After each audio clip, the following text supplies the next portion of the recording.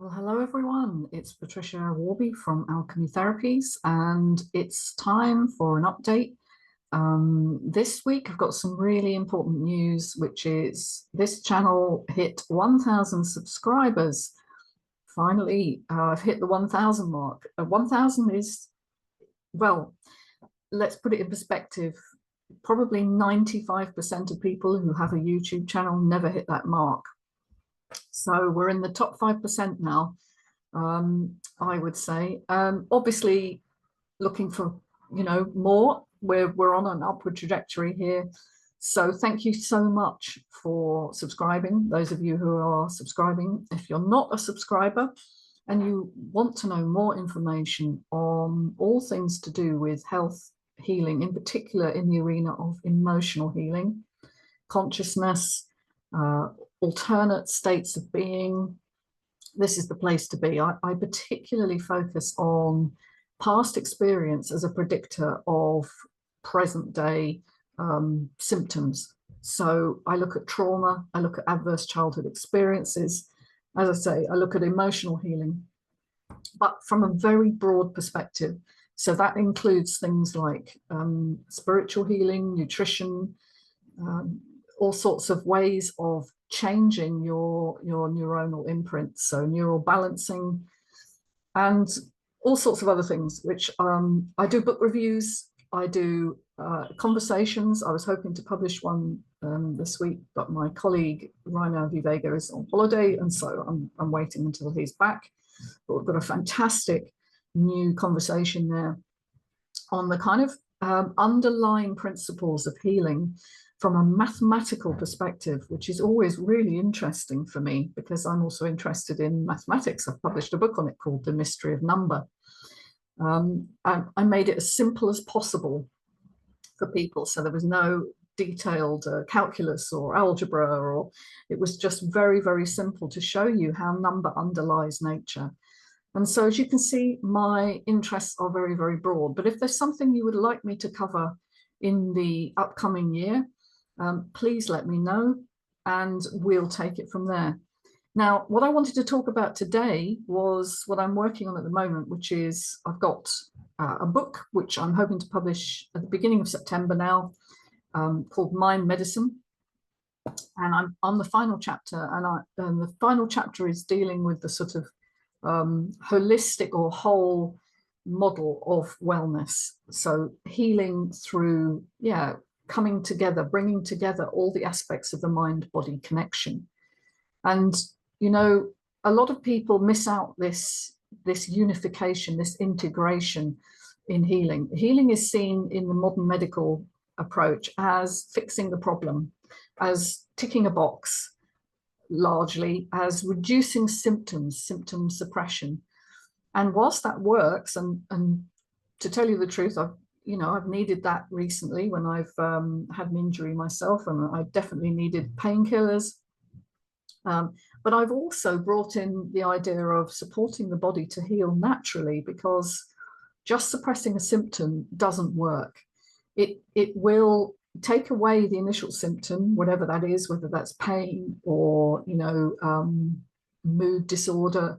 But what it's doing is it's like turning out the light on your car when you've got well, these days you don't get a warning light so much. You get a dashboard that tells you all the problems.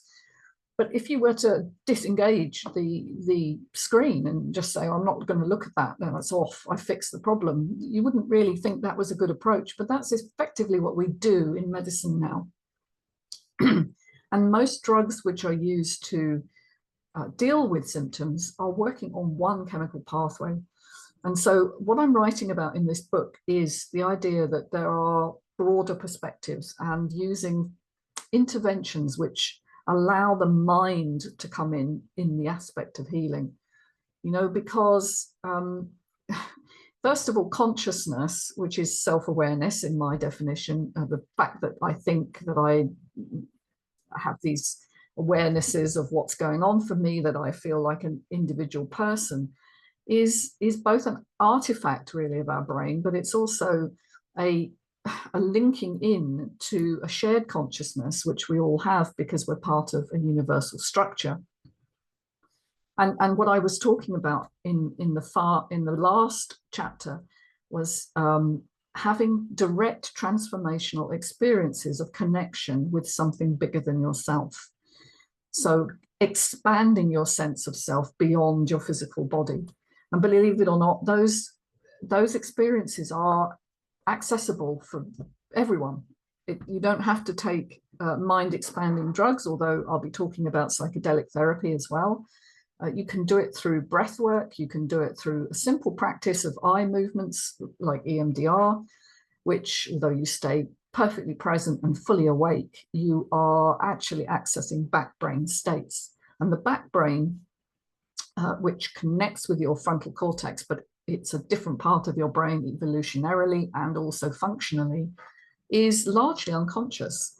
And it's 95% of who you are. And so it's going to drive your behaviors through past experience that it's interpreting as happening now.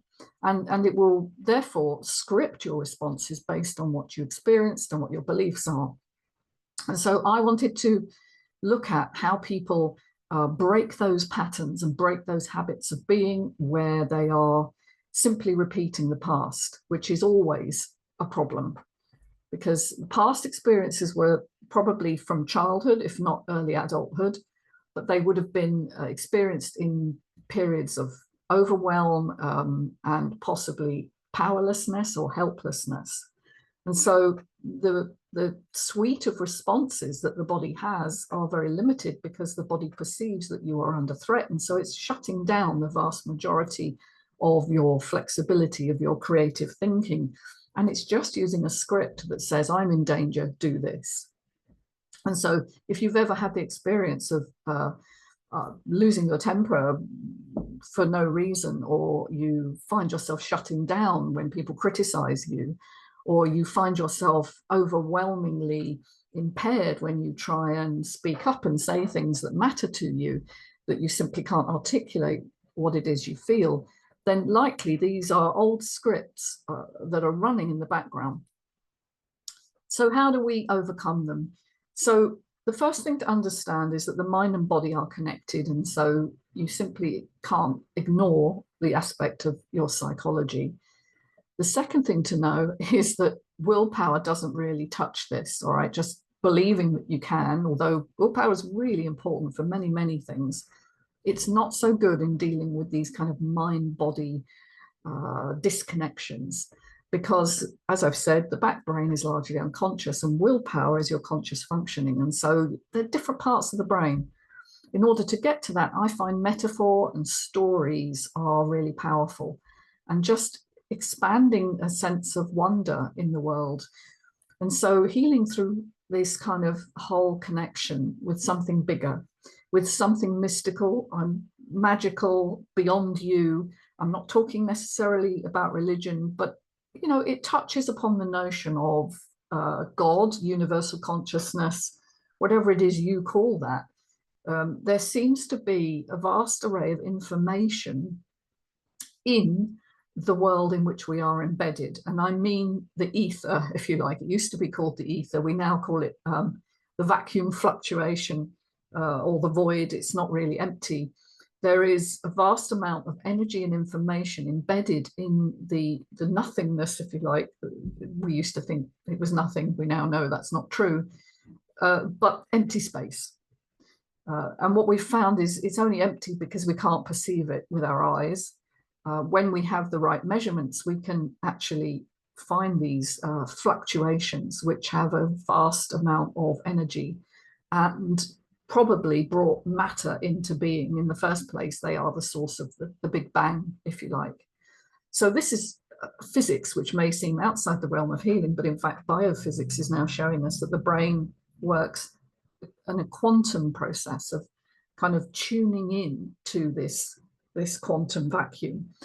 And so if you understand that you're not embedded in nothing, you're embedded in a system that has vast amounts of energy and information, then connecting to that might be something that gives you alternative options and changes the patterning of your belief systems, because it takes away that sense of I'm alone, I'm vulnerable, there's nothing I can do.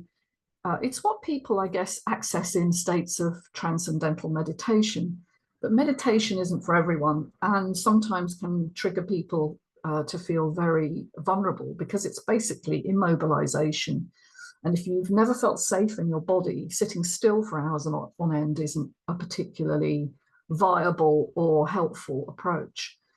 So you need something that's active, that enables your brain to connect. And as I've said, story metaphor, which is often used in hypnotherapy, for instance. And if you look at the work of Milton Erickson, who was probably the most famous hypnotherapist there's ever been, and how he worked was, first of all, the way he talked to people brought them into a sense of trust and connection. But then he would use very subtle inferences or references to states of being, like imaginary places or experiences. And he would take them back to things that had happened to them, but he would subtly suggest new ways of interpreting. It can't be described in words. That's the sad thing, is a lot of these techniques can't be described in words. You have to see them in action and understand that this is back brain functioning. So there are ways of engaging that, and that's what I do with clients. I do use very simple techniques to connect with the senses, because the senses are our input system, but then I subtly shift the state of the person by making very subtle suggestions while we're doing that. So if we're doing tapping, for instance, we would say, this anger that I'm feeling, it's a memory of a time that's gone. But I'm learning it's over now. Things are shifting. I have new choices. And it's time to make that shift. And just by progressing someone through what they're experiencing currently to what they could experience if they were able to let go, and you can further develop that, it's time to let go of old beliefs and so on, is what the auto-suggestion part of this is. And it's very, very powerful. And you will see transformations in people's responses in front of you, even when working online, because you see it in the face. And I've had the experience this week of somebody I've been working with for probably 5 months. And immediately we come on screen to do our session, I can see something has shifted for her. And, you know, I'm able to report that back, and she says, yes, I feel different. Yes, friends have noticed something is grounded in her. And largely this is about building capacity for new beliefs around yourself. And in doing so, the body gets a new source of information, and thus learns that it can respond in more flexible ways rather than these old scripts. So that's kind of what I'm talking about. I am bringing in some new information that, you know, is only recently being discovered on the power of psychedelics to quieten what's called the default mode network, which is a part of your brain that runs these scripts, and also to quieten fear. The amygdala is a big part of your fear response in your limbic brain. It seems to quieten that, in particular at end of life, which is a very important transition for everyone. We're all going to get there eventually. And a lot of people, you know, if they get a terminal diagnosis, for instance, are in a lot of fear, and psychedelics seem to be really good with that, and just allowing people to connect with this bigger reality that says that the end of the physical body isn't the end of life. Well, it isn't the end of consciousness, it is the end of life, of course. But consciousness persists after that. And obviously, I don't know what it feels like to be beyond this physical body, because I've not experienced that yet, but many people have. They've had what's called a near-death experience, or NDE. And they die, but then they're resuscitated and they come back and they report that beyond the physical death, there was love There was just unconditional love, usually seen as light, sometimes interpreted as God or oneness. And although you could dismiss those experiences as just a, lack of oxygen in the brain, which is what many materialist scientists think it is, for many, it's completely transformative in their lives when they come back. You only have to look at Anita Moorjani's experience. She wrote a book called Dying to Be Me about it. But there have been many other people who've had that experience. So for many of us, fear of death is only overcome when we're really able to connect with the bigger picture, which is a quantum effect. It's a quantum mind, effectively. So anyway, the book should be out, I hope. Yes, beginning of September. I'm doing a little promo on the 6th.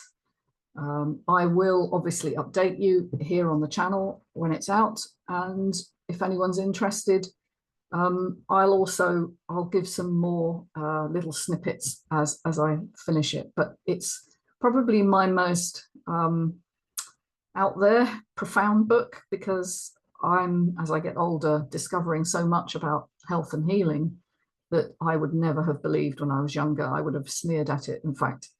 That there is a spiritual component to healing, of course. So anyway, I hope that was of interest, and thank you again. Please subscribe if you haven't. Find me on alchemytherapies.co.uk, and also obviously on this channel and elsewhere on social media. Take care of yourselves. Be well. Bye for now.